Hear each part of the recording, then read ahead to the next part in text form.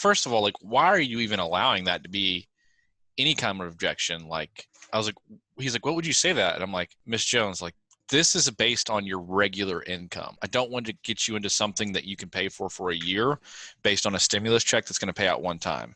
You should be able to afford this from your monthly check that you get every month. Right. Like, why? I was like, and if you're, how did it even come up? Yeah. If your regular income is disrupted right now, that's a different conversation. Like, sure, talking to somebody who's not on SSI or SSDI or retirement. Yeah. Like, that's a different story. But, you know, that's a deal with that at the appropriate time sort of situation. Right.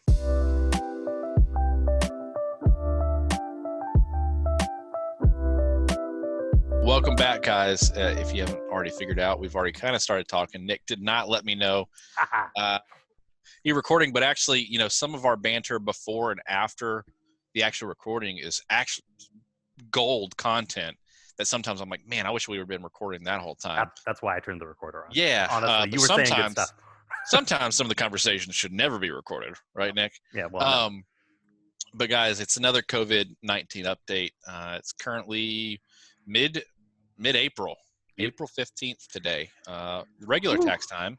But because of COVID-19, everybody gets to push it back a couple months. So yay for that, especially for independent contractors. It's actually very important for us. So thank you for that, COVID-19, but not thank you for everything else. Yeah, no, mostly really terrible. Good job on really terrible stuff, but for that, it's okay. Yeah. I know you wanted to talk about a couple things, and we're not really a how-to channel, but Nick, you kind of wanted to bring some stuff up, and I thought it was like, if Nick's going to talk about some kind of sales tips, guys, listen up. This is about to get really good. Nick's one of the best insurers. I really think he's the GOAT. I call him the GOAT online. That joke blows right past people. I just put an emoji of a goat every time Nick says something that's super powerful.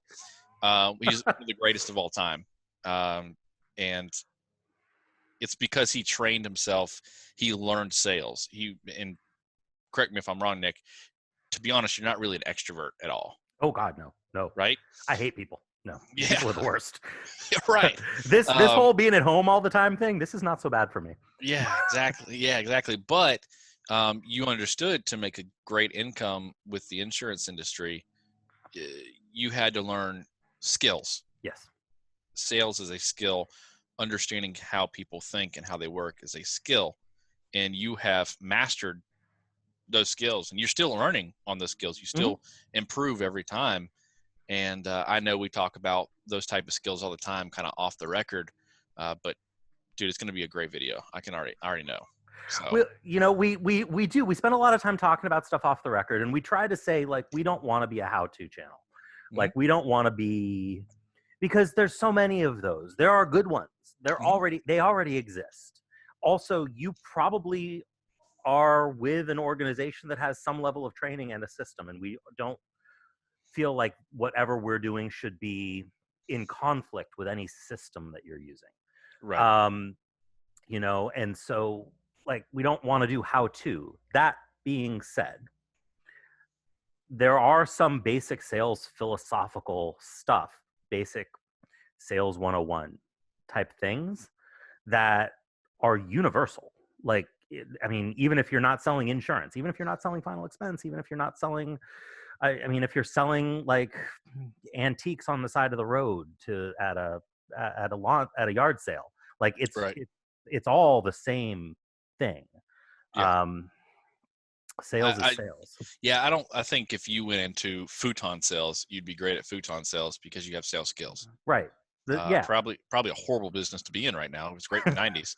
Right. But it doesn't matter because you have those sales skills. Like in anybody sales is a transferable skill. So if you came from car sales, maybe not so great for final expense, but there's skills. Yeah, there's skills that you can utilize in every sales situation.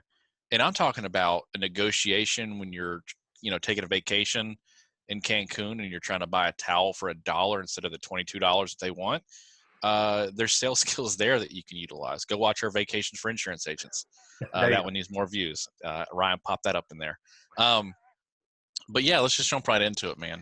Yeah, Yeah. let's just spitball at each other right now. Yeah, no, I mean, I just wanted to. So the thing that kind of came to my attention, because I kind of shut myself away and started changing my business model, Sure. hopefully temporarily. Like, Yeah. despite what I said, I actually would really like to go back out and start seeing people face to face again.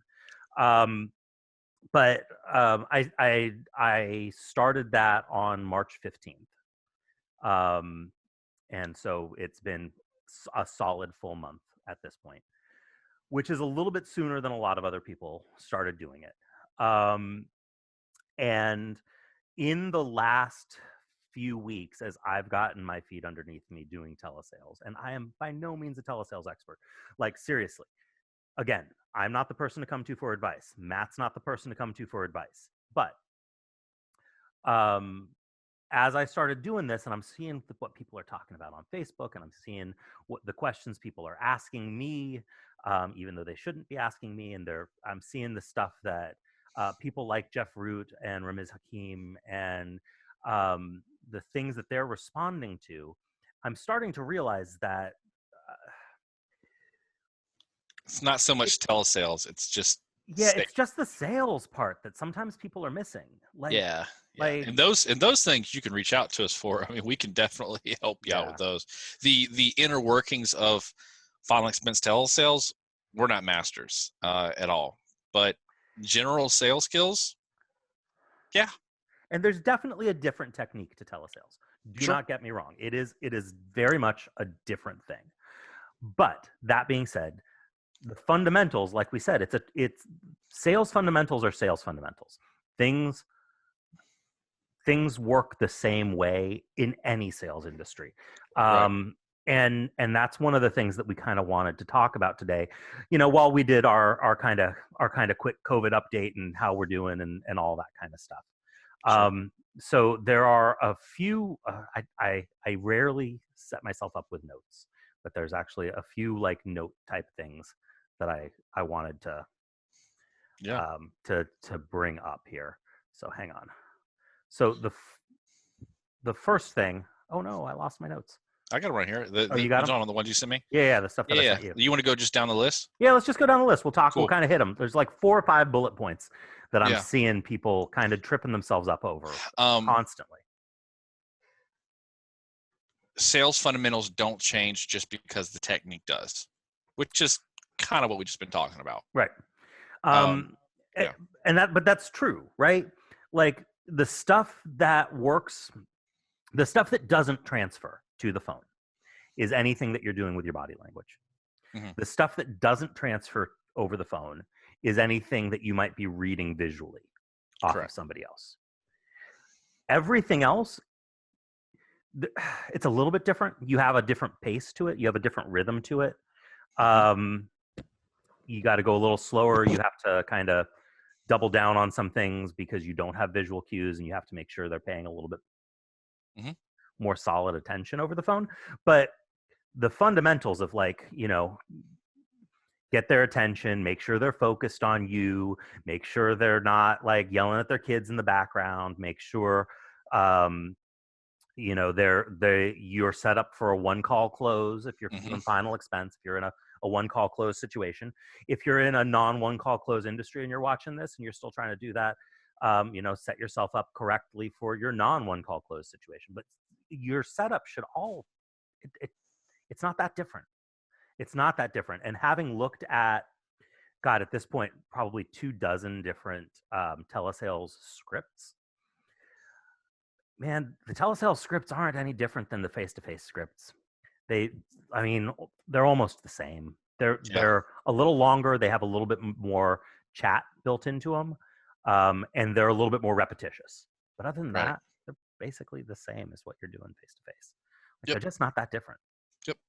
It's all about, getting to the point, letting people know why you're there. And then we're going to jump around a little bit, but you always got to remember what's in it for them. Mm-hmm. It's a big deal. And that's, again, face-to-face, on the phone. If you're talking, it should be to a point that moves the person you're talking to.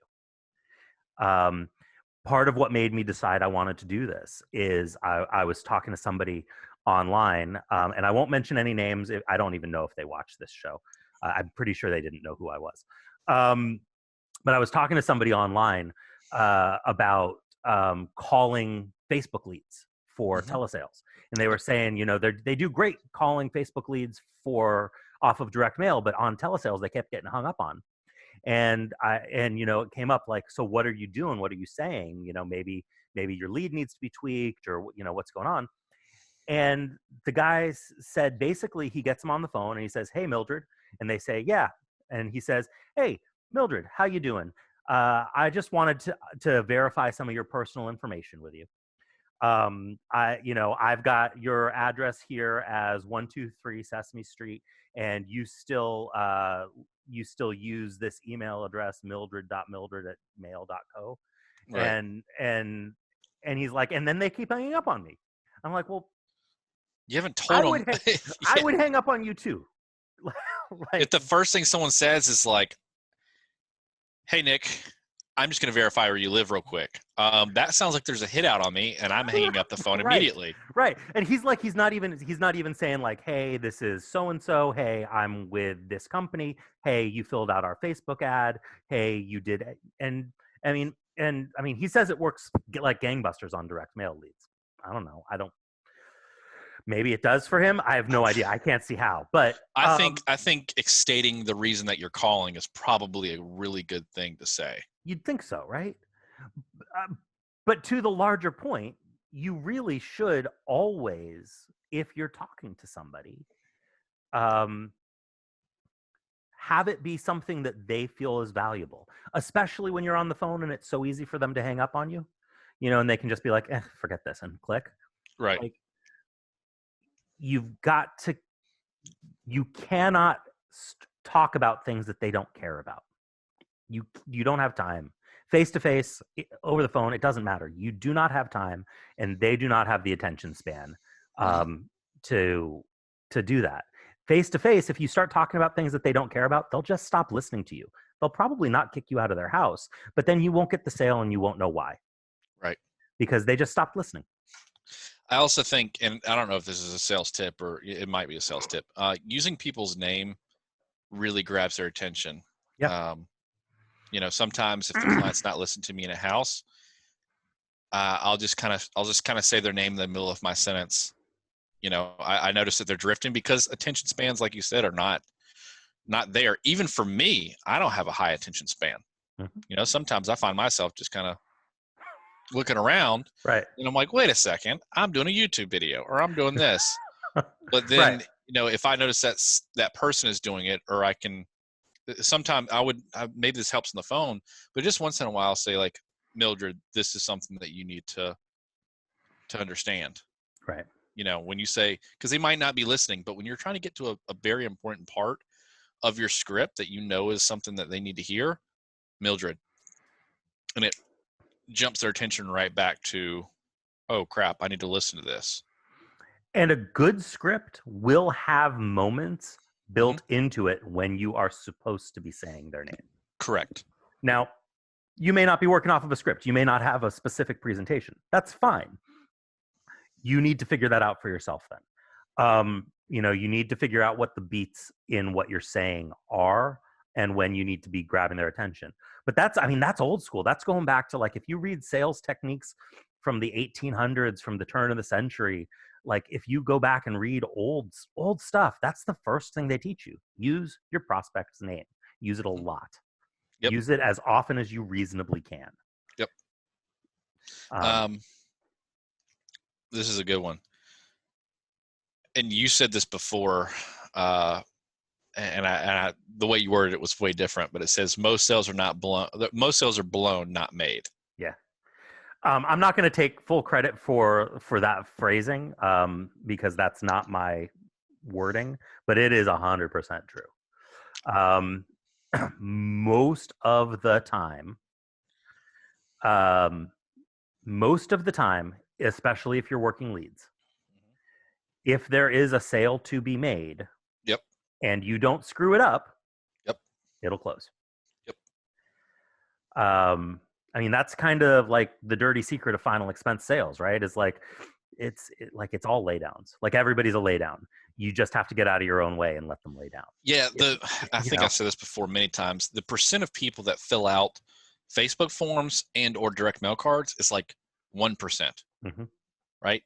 So that 1% thinks way differently than we do, or the people that are watching this. Yeah. I hope.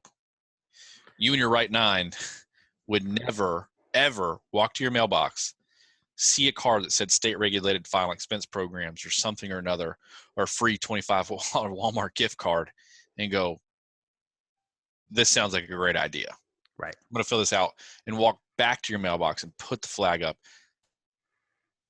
You're not that person, right? Nope.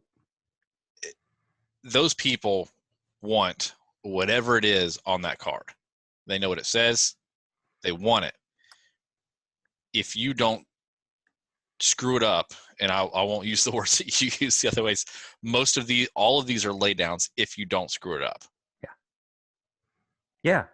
I mean, that's the reality. You gotta, most of the time, a good presentation will simply get the agent out of their own way. The job of the presentation is to eliminate choices that will paralyze the prospect with indecision, and to eliminate choices that result in a no sale. Correct. And that's what a good presentation should do, ideally. And a good presentation should also just kind of, it leads that client from like, okay, this is why you filled out this card. Right. Which one is you? Not why did you fill it out?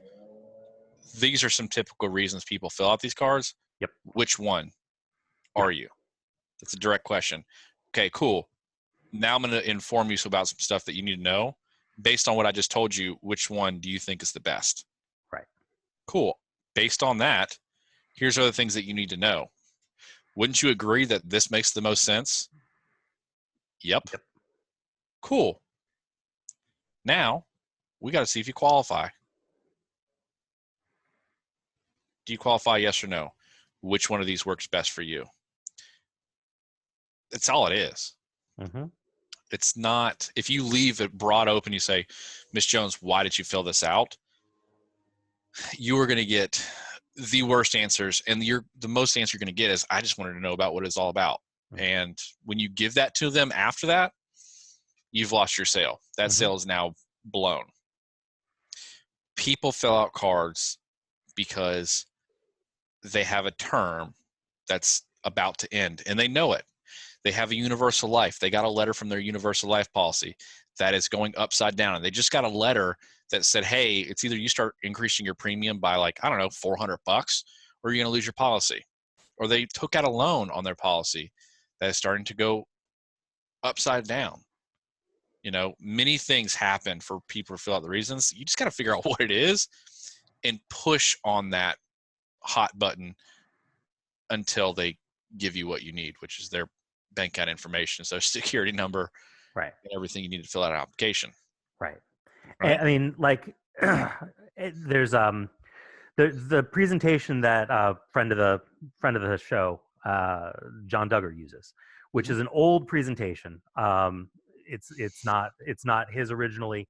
I don't know if it was John Savage's originally, but I know Savage in one of John Savage's books, I think Savage on Selling, he introduces the concept of this presentation when he's selling really large, like retirement vehicle, whole life policies. John Duggar uses it to sell final expense policies. You can use it to sell basically anything. I don't use it, but it's a really nice outline of exactly how a prospect's mind works, which is the presentation in a really shortcut form is basically there are 4 questions that people have to answer in order to make a decision about life insurance. How much, what kind, from who, and when. Yep. The whole presentation starts by telling the prospect this and then answering those 4 questions, with the final answer of when being, there's no time like the present. We might as well do this today since we've answered all your other questions. Yep. You put the questions in their mind and then you answer them for them. And whether or not you use that presentation or a different any presentation, it's all that same idea. You are eliminating choices that result in a no sale. Yeah, and that's all it is. Yeah, I think one time, and this kind of blew up when I gave out this tip. When someone says, I need to think about it at the end, most agents get stuck. And some agents, and that are decent agents, they'll say, what else is there to think about, Miss Jones? Because they think they've handled everything. Well, Miss Jones is going to lock up because it's a really intimidating way to say the same thing, but in a nicer way. The way that I say it, and I gave this tip out before, Miss Jones, I'm glad you want to think about it. I want you to think about 3 things before you make any decisions. Number 1, do you like the company? Do you like the company that I'm representing? Do you like Family Benefit Life? Do you like when they were founded, their financial statements? Do you like everything about them? Yes. Cool. Do you like the premium? Is the premium affordable for you? Is it okay coming, can you handle that payment based on your income? Is it affordable? Yes. Number 3 is, do you like the person getting it to you? Do you like me? If not, that's okay. You can get it from somebody else. And they're going to say, no, I like you a lot because you've been sitting in their house for 30 minutes. Right. Cool. Now what else is there to think about, Miss Jones? And now you've had them think about all those things, and you told them, here's things I want you to think about. And they thought about them right there. So now they have nothing left. So that one works. It makes sense. Usually the thing that they need to think about is if you're in a situation where they're saying they need to think about it, it's usually because they can't decide what to do because there's too many options, right? Mm-hmm. You've not done your job of eliminating enough of the options. And if you have, then doing something like what you just said, Matt, works really well. But your whole job is eliminate disadvantageous choices, right? Yeah. It should be really 1, maybe 2 options, but really just 1. Yeah. We're doing this. This is your choice. Yeah. And you walk them down. So that's your choice. All right. And this goes kind of right into it. And I think I'm kind of in between on this. Build trust via professionalism and expertise and not fake rapport building. Yeah. So I want to be really clear what I mean by that, though. Yes. Because I do feel like rapport is important. Correct. But I feel like most people do it badly. Very. Very badly. Yeah. And badly to an extent that it actually harms you. It actually gets in your own way because you're not keeping things focused on what's in it for the person that you're talking to. You're introducing a lot of weird variables and not keeping them focused on the task at hand, and things start drifting. Things like having a long conversation with them about your children. Yes. They don't care. I promise you, they care not at all about your kids. They don't. I've seen somebody that took a picture of their family and showed it to the client. Mm-hmm. I was like, what are you doing? Yeah. No. Yeah, and that's an old school thing also. I know the very first person who took me out to field train me, back when I was working for the captive company that I started with, he had on the front of his, he opened up his presentation binder and the first page was a photo album of his kids and his grandkids, and he would talk to them about, this is the reason why I do this job, and they don't care. Nobody cares. Nobody cares. Think about how you feel when you get trapped with somebody showing you pictures of their baby. Exactly. Nobody cares. They may want to tell you about their stuff. Yes. But you got to watch out for that too, because unless you genuinely have a common interest there. Yeah. Do you care is the question. Right. Because then you're going to be getting them talking about things that are not your thing. Right. Another really good piece of advice I was given early in my career is you've got about 90 seconds from the time that you make contact with your prospect to get them thinking about your thing. You say hi. Now this was admittedly, I was in a cold calling situation. I was canvassing people cold, walking into their businesses, knocking on their doors, saying, "Hey, I'm Nick. I'm with Combined Insurance." 90 seconds from the time that you introduce yourself to them thinking about your thing instead of their thing. Got it. You know, but your entire goal is to get their mind off of their thing, their regular life, their day-to-day, everything that's happening in the world around them, and get them thinking about your thing, which is buying insurance from you right now. Mm-hmm. And you really, I mean, maybe if you're working an appointment with a lead, you've got more time than that. But I bet you if you're on the phone, you have less. Sure. I don't know for certain. I'd say 90 seconds is way too freaking long. 30, yeah. maybe, yeah. maybe. Yeah. You gotta get them onto your thing. Your thing is getting them to do business with you as an insurance person, and you've got to do that rapidly. That doesn't mean you can't build rapport. It doesn't mean that you shouldn't build rapport. Building rapport is extremely important. Yeah, you just said not fake rapport. Right. And rapport has more to do with them trusting you and them feeling comfortable with you than it does with having swapped stories about where you went to high school and where their kids work now, and how old your daughter is, and how she just won her soccer trophy, and what your wife does for a living, and what their grandson does for a living. And nobody cares. Nobody cares. Nobody cares. Like, seriously, like, I mean, it's terrible. Stop doing it. Yeah. My name's Nick Frumpkin. I'm a local to Pennsylvania. Right. I've lived here for multiple years. Yeah. I work in the state. Usually I'd be out in front of you. However, I can't go out in front of you right now because of everything going on. Yeah. So the companies have allowed us to do this telephonically. So if you grab a pen and paper, I want you to write some stuff down. Yep. And we'll go over the information. Now, if they say, "Hey,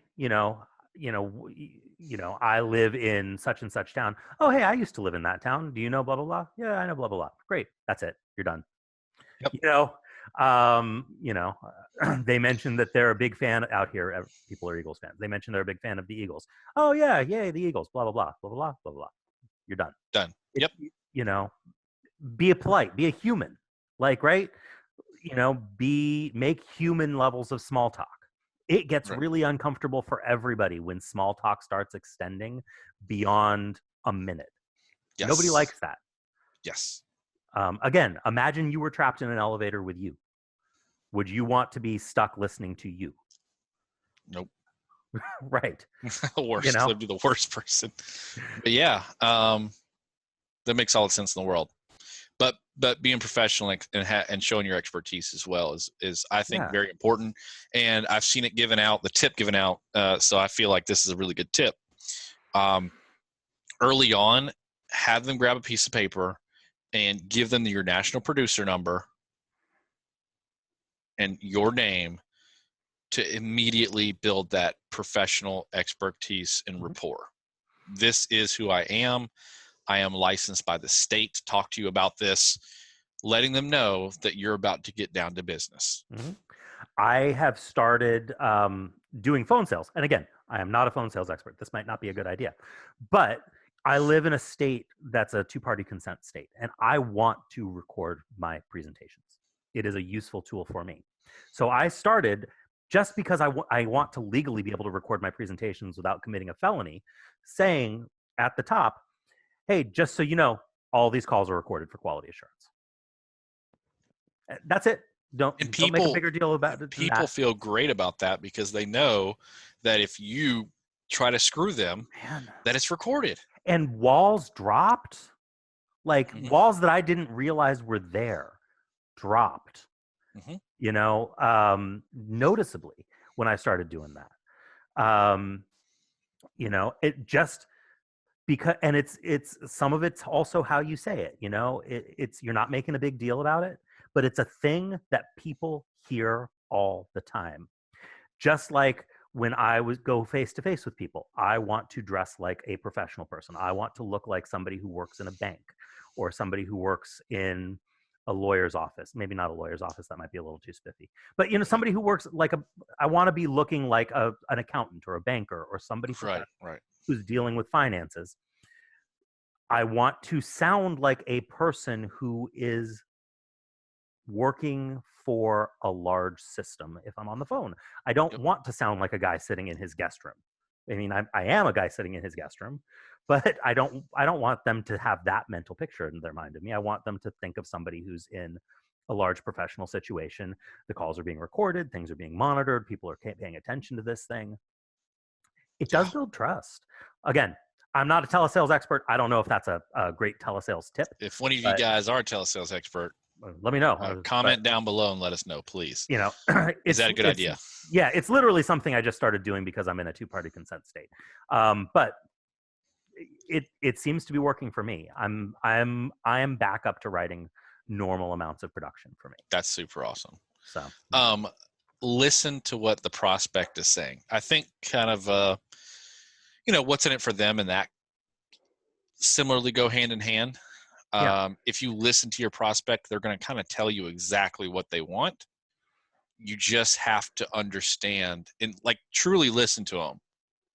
If they just say, I want to keep it cheap as possible, that doesn't mean you need to throw them a $30 premium to get a sale. No, that just means they're budget centric. They're thinking about their budget. Right. So you can dig in more into that. Right. And now you have more ammo down the road. Right. Right. And open-ended questions are great. Especially after you kind of have built a little bit of that trust and rapport, getting them to start telling you things about your thing. Keep it on the idea of buying insurance, but getting them to start talking about that kind of stuff will help lead you into the right situations. Yeah. I don't know if it might be a telesales thing too. I don't know. But I'm so when we get this taken care of, do you plan to have this check made out to your husband, your daughter? What's their name? Right. Face to face. You do it all the time, right? Yeah. And it's I'm hearing stuff like that being given out as telesales tips. I don't know but to me that doesn't sound like a telesales tip. That's just sales. Right. Yeah. Get them talking about people like they're real people. Get them thinking about their beneficiaries like they're real people. Yeah. Nothing is an objection until you close. Yeah. Yeah. Okay. So okay. Whole new video. Yeah. So and I'm not trying to bite off of some of the stuff that Ramiz is doing, because I know this is something that he did a whole little mini Facebook Live video on recently. This was I texted you before that video happened. So but this is a thing that even back in January I did a whole write-up on Facebook about this. It's a really, really, to me at least, a really important concept, which is you don't want to let yourself get pulled off the path. You're on a path, you've got a presentation, you've got goals that you're trying to hit in your presentation, you've got markers you're trying to get to that are important markers because they lead your client down the road towards eliminating bad choices, right? Mm-hmm. You cannot let yourself get pulled off into a side conversation or an argument about other things. You can't let yourself get pulled away from your path. If somebody says to you 5 minutes into your presentation, I can't afford it, that is meaningless. Doesn't matter. They don't know what it is. You haven't got, hopefully you have not told them how much anything costs. Yeah. Don't start talking to them about price. Don't use that as an opportunity to start being like, oh, well, it's only going to be like $9.95 a day. Don't do that. You don't need to deal with objections before you try to close. Before you try to close, they're not objections. And this again goes back to like, I was trained really old school. The company that I started with, they are a company that uses 1920s sales techniques, literally, like written by the founder in the 20s. Same techniques, mostly unchanged, a little bit changed, but mostly unchanged. And they still work. And they give you, when you start working there, they give you a stack of cards on canned responses of how to respond to things. And they're in two different colors. They're white and they're blue. The white cards, you've got like 15 of those. And those are how to deal with interruptions. Things like, I don't have time right now. I'm not interested. I don't want to talk to you about this right now. I couldn't afford it. I don't, those types of things. Is this insurance? Right. All that kind of stuff. Smoke screens. Non-objections. Things that are designed to get you to stop giving a presentation. Right. Whether they know it or not. But yeah, it's like it's like this psychological warfare that they don't even know they're having. Right. Yeah. Like they're just defending like just by out of pure nature, and you're attacking with full force. But if you realize that you're attacking with full force, like you have the upper hand. Right. You're literally doing it by surprise. Yeah. So you deal with an interruption by acknowledging that they've said something. Right? You don't want to just like ignore them. So you acknowledge that they said something. Yep. Good question. Gotcha. Whatever. Something. Acknowledgement, right? And then you deflect it and you get back to your presentation. Yep. Like, is this insurance? Great question. We work with a whole bunch of different types of programs. We'll talk to you about that in a second. Maybe insurance is the right thing for you. Don't know yet. As I was saying, blah, blah, blah, blah, blah. Right? I don't even know if that's a good deflection because I don't get asked if this is insurance. But like, I can't afford it. That's a concern we hear all the time. I promise you, we work with all kinds of budgets. It doesn't really matter. My job is just to make sure you know what's available to you. As I was saying, these programs, blah, blah, blah. Blah, blah, blah, blah. Right. Yep. And again, these are not like, I don't know if that's a great response. Don't like copy down my response. That's not the point. The point is, point is Matt said I can't afford it. And I didn't stop and say, oh gosh, really? How much would you be able to afford? Right. Because that's not the time. Yeah. The time is after you've closed. The main thing is like acknowledge, accept, like, cool, we'll handle that soon, and then move forward. Yeah. Keep going. Get back on your path and keep going. Because if you have a proper presentation, by the time you get all the way down there, all those questions are done. They don't have anything. Exactly. Yeah. And then if you have to handle some objections at the end, then you handle objections. Hopefully you don't. Usually if you've done everything right, like I said, and you haven't blown your sale, you just sign them up. What do you think the hardest objection to come over is? No money. Like legitimately, if you get down to the end of it and they're like, man, I think this is great. I would be all over this. I get to the end of the month and I am overdrawn every single month. I have zero in my budget. Well, just not much you're going to be able to do with that.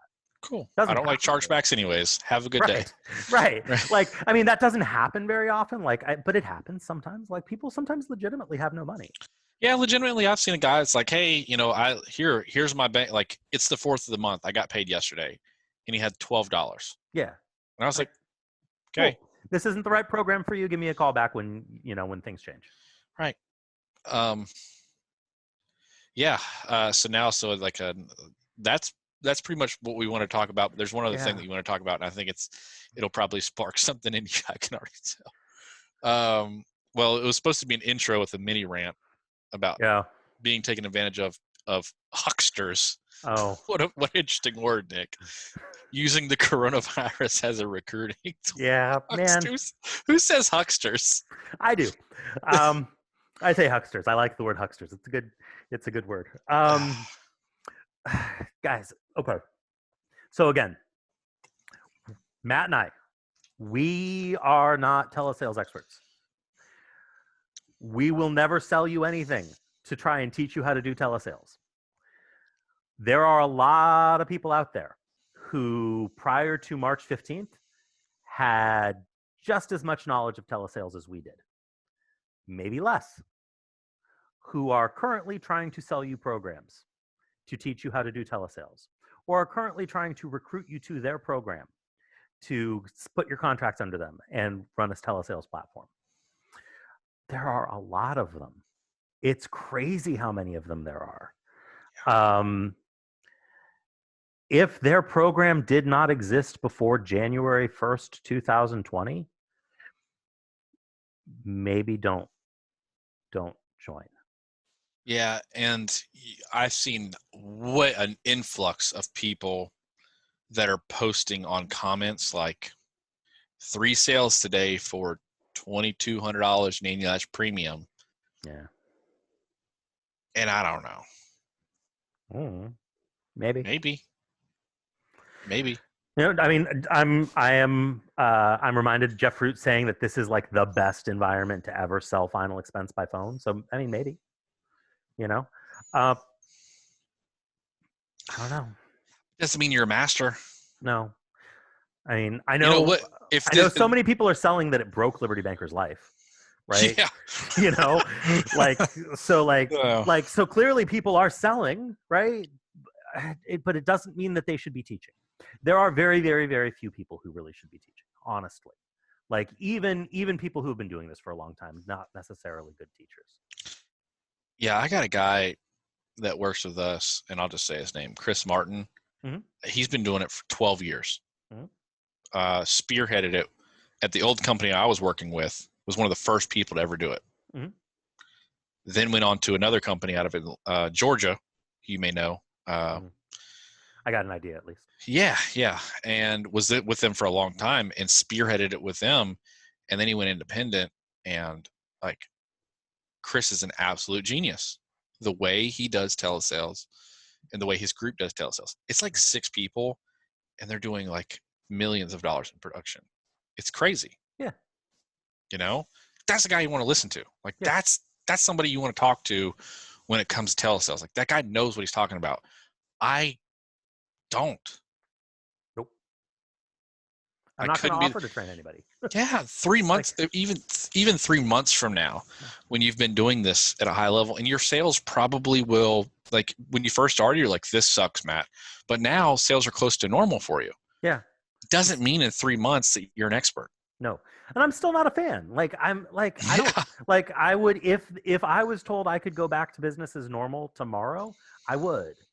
Like instantly tomorrow. What this is going to do is for all the people that have to go, like gone through this, are going to be able to say, yeah, I did the phones. It sucked. Yeah. Like I'm going back to the field.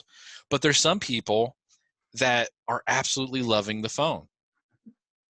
Absolutely. And I think it's a really interesting time. It's a really, really interesting time right now. Yeah. But with that interesting time is not the time to capitalize on people that are scared. No. And there's a lot of people that are scared out there. And if you watching this are one of the people that are scared, it's going to be okay. Like it really is. You'll get through this, but just be very careful. Just like be so careful. Lead vendors, be careful. Like be so careful. Uplines, just like talk to people. Like talk to people you trust. Vet them. Like find out how long they've been doing this. Like do research. Here's another thing. Just because you're in an organization that may not be a telesales operation, so to speak, and your upline doesn't really do telesales, doesn't mean you need to just close up shop and leave that organization. No. My upline doesn't do telesales whatsoever. Right. My upline has flat out said, hey, listen, guys, if you are making if you've done this job right, you probably don't need to work for a few weeks. Take some time off. Spend time with your family. Right. Like that's I mean, and like I think that's the right attitude for a lot of people. Like I go nuts if I don't work because I've got a problem. Like I'm not a mentally healthy person when it comes to this kind of stuff. Like there's a reason why I am, selling and on Facebook and doing a YouTube channel and all of this all at the same time, all the time. Um, but like you don't need to go jumping ship. If you feel like telesales is the future for you, yeah, maybe looking into somebody like Jeff Root's program. Yeah, Maybe but maybe is it? or Is but it? I don't but know. I don't know. Like I don't know. I don't know that you necessarily need to even like, There's especially if so it's a band-aid type of a thing right now. Like you can yeah. definitely It's do this. I don't know. It's I've seen it a lot where people are saying like, "Is your upline not doing like you know what I mean?" Like they're like, "You need to switch because of your upline not doing telesales." It's like, no, Nonsense. dude. You don't need to start taking reduced contracts because you're going to start doing telesales. That's nonsense. You don't. I mean, like there's so much nonsense out there right now. Like Yeah, it's like for the most part, this this even if is it's a a very long temporary situation, it is a temporary situation. Even you're if right, that temporary situation lasts until September, it's still a temporary situation. Even if right, this temporary situation lasts until June of next year, it's still a temporary situation. right. In the grand scheme of things, it's a temporary situation, but it is a breeding ground right now for lead vendors, Yeah. shady lead vendors, and people that are trying to establish themselves as gurus. Yeah. Yeah. And it's really concerning and disheartening in a lot of ways to see it. I just wish that people would realize what they're doing and trying to do. And it's just like, go master your craft and say that like you made it through the pandemic and you came out the other side. And you You know? will. And you will. Like, stick to your fundamentals. You'll be okay. Yeah. Um, those are some serious sales tips. I wish we got to do more of these. Yeah. I guess more often, and maybe we will. Maybe once a quarter, we'll release Yeah. just some general overall sales tips. But I do want to leave something in the description of the video for everybody. You mentioned was it John Savage was the name of the book? Like what was the name of Yeah. that was the author, but what was the name of Yeah. the book? I think it's Savage on Selling. It might be High Touch Selling. It's in Okay, one of them. So unfortunately, a lot of his stuff is out of print, which is, I mean, it doesn't make it impossible to find, but it's just harder to track down. You have to dig for it. I it's either in Savage on Selling or it's in High Touch Selling. It's in one of those two. sure. Um, uh, you know, but go out, like if you've got downtime, like I don't know, go read some old school sales books. Go read Yeah, something dude. Oh, by go read something by John Savage. Go read I something. I read a book when I was at my first company, and it was a top 10 like the book was labeled like top 10 salespeople of these certain Mhm. things, and one was like a lady from Mary Kay, and Yeah, one was from a vitamin company. But these people had incredible sales skills. And the guy that yeah. was in the life insurance, he's passed away now, but his name was Joe Gandolfo. Oh yeah, sure, Um, absolutely. legend. Guess Yeah. what? His birthday is the same as mine. Oh no, that's funny. Yeah. But the way that he sold was so interesting. And what he said was this: if somebody sat down with me, I've already sold them, Right, which is exactly what we've kind of been right. saying here. If you told them it was about life insurance and they filled out a card and you got on the phone with them and they're willing to listen to you, they're already sold. You just have to figure out to get it. You know what I mean? Like, Yeah. I don't know. But Joe Gandolfo, that was a great book. Boy, oh boy, that was like the best 23 pages of a book that I've ever read. And I researched the guy, and he's actually a legend in life insurance sales. Oh yeah, no, Joe Gandolfo, Ogmondino, the greatest salesman in the world, Ben Feldman's stuff, like, Oh, Ben Feldman, yeah, the Ben y- Feldman method. yeah, like if you're doing nothing and you just want to brush up on your skills, like Yeah, there's just like you might as well, like you won't be using all of that stuff. Oh, I'm forgetting the name of them. Is you can't sell a bicycle at a seminar, something like that. I never heard of that one. Hang on, what's his name? You can't. Hang on. This is really fun while I Google stuff. Yeah.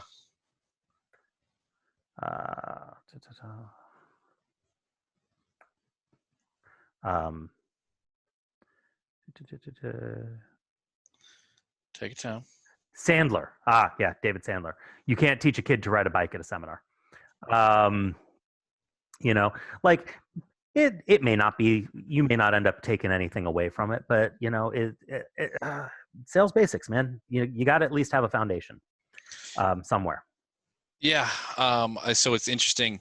My grandfather owned the very first and in one of the largest real estate schools in the country on my mother's side. So it's my grandfather.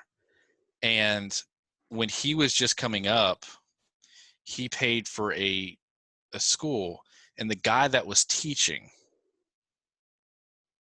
was Zig Ziglar. Nice. That's awesome. The crazy thing was, and this is like 1,000, like I can't even make this up. When he showed up, there was only 2 other people there, and Zig was supposed to just fill out this whole room.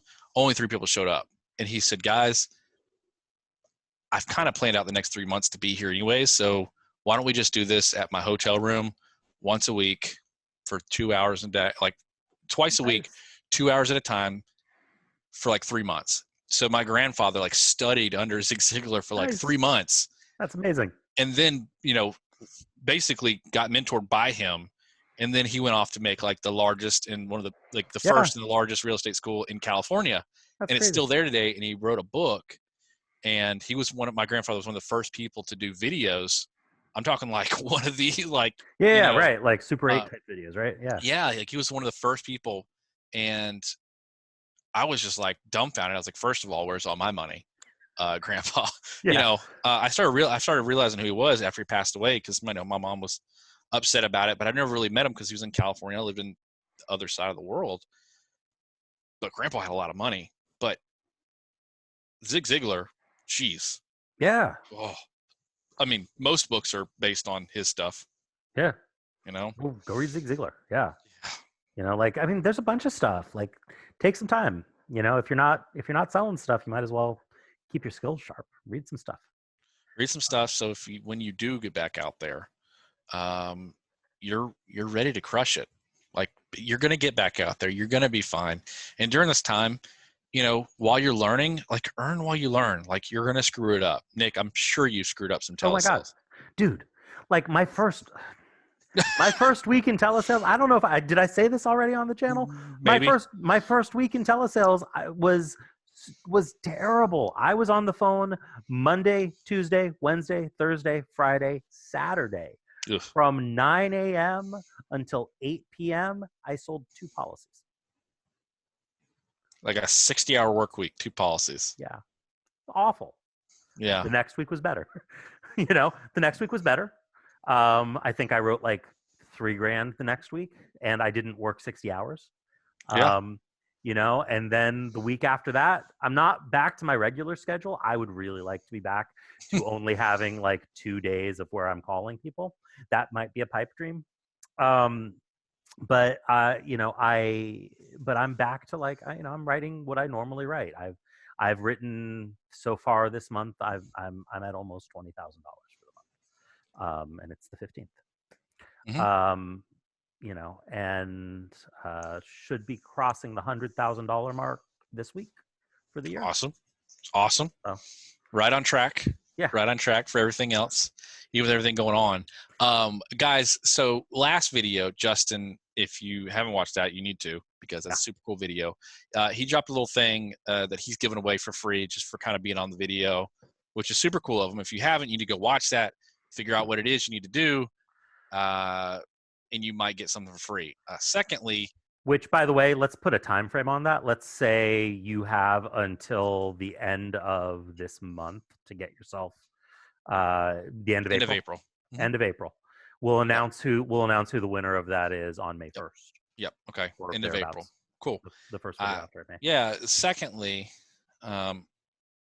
just a week ago, we were at like 450 subscribers. Mhm. And then we hired Ryan. And Ryan's done awesome. I don't know if it's because we're pumping out more content, Ryan's SEO work, Ryan's thumbnails, who knows? But we were going to do a little giveaway for the 500. But guys, like at the time of this recording, we're dang near 600 people that have subscribed. So like almost 150 subscribers in the last 2 weeks. Crazy. So y'all are awesome. But we're going to do a video. We're going to do a giveaway for the 500, and I want to announce it now. And if you want to be a part of it, this is the time to do it. You have to be subscribed, number one. You have to comment down below on this video. What should they comment? I don't know. Comment, teach me, Matt. Teach me, Matt. Yes, there you go. Okay. Comment, teach me, Matt. I'm going to pick 2. I was going to do 1. Dang. I'm going to pick 2 people. Generous. 2 people to teach them how to make Facebook ads, high intent, great Facebook ads at a low cost. I'm really going to teach you the inner workings, the secrets that really I'm not going to give out to anybody. I'm going to teach you the stuff that has taken me 5 years to learn, that has helped me significantly in my insurance career, but mainly for making Facebook ads. I'm going to call it a digital deep dive on Facebook ads entirely. And if that's worth something to you, comment down below, Matt, teach me. Nick, I know me and you've talked about it a couple times, and you said you've learned stuff from me, some little tips and tricks. Matt doesn't do this professionally. Like he doesn't like sell his Facebook skills, but Matt really, really knows what he's doing. Like really, really knows what he's doing when it comes to Facebook advertising. So thanks. No, like legit, like better than most people that I've talked to. Knows. Thanks. Yeah, I mean, I was vetting the devil out of Justin when he was on. I was asking him very specific questions to see if he could answer them clearly, and he checked off all my boxes. So the guy really knows the stuff. You should go watch that video. It's awesome. You should go watch all of our videos. It's awesome. You should subscribe. We're awesome. 60% of you are not subscribed. 64% of you are not subscribed. 64%. I mean, like, guys, we're giving out free stuff. This is an awesome video. Sales tips from really Nick Frumkin. I really just kind of shut up during this whole time because I really wanted you to kind of speak because I consider you the GOAT. I try to drop what I could here and there. But guys, if you're liking the stuff, subscribe. Give us a like. Go watch our other videos. It helps us so much. We never thought that we would be to 500 subscribers. We're dang near close to 600. How quick can we get to 1,000? That'll be nuts. No, I remember when we started, we were like, if we get to 500 subscribers, we'll be like, it's a niche audience, that'll take us a couple years. Yeah, that's what we were thinking. We're almost a year and a half in, and here we are. So all of you that watch and are subscribed, you're awesome. All that you're watching, you're all awesome. Like seriously, we enjoy doing this so much. And Nick, the next video that we do on the COVID-19 update, we've had a lot of people that reached out to us at theinsurancechannel@gmail.com, and we have not answered their questions. No, we got to do a question and answer. So also email or comment if you want a question answered on the video. Better to email, but definitely email us, and we'll do our next COVID update will be a question and answer video. Question and answer video. Yep, and that'll release sometime next week. This one will probably go up Friday. Who knows? Probably. Ideally. Are we breaking the third wall, the fourth wall? Who knows what they call it? Depends on how busy Ryan is, but ideally this goes up on the 17th. Sure.